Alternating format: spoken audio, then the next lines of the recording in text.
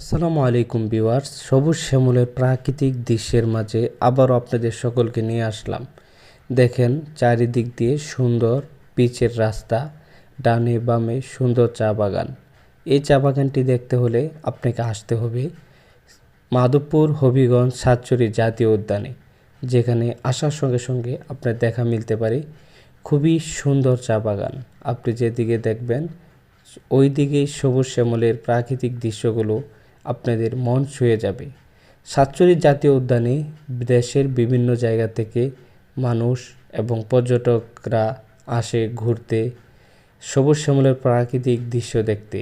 বিভিন্ন বিভাগ থেকে বিভিন্ন জায়গায় থেকে এই সাতচুরি জাতীয় উদ্যানে অনেকে আসতেছে এবং আসে।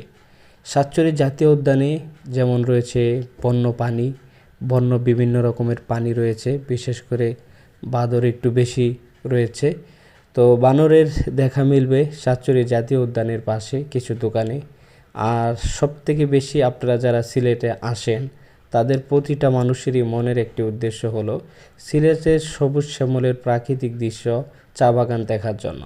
আর সাতচুরি জাতীয় উদ্যানে আসলে তো কথাই নেই, চা বাগানের এতটা সুন্দর দৃশ্য আপনি দেখতে পাবেন।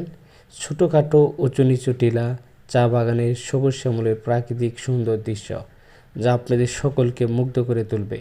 হাসান এস টিভি সবসময় সুন্দর প্রাকৃতিক দৃশ্য নিয়ে আপনাদের সম্মুখে ভিডিও বানিয়ে যাচ্ছে।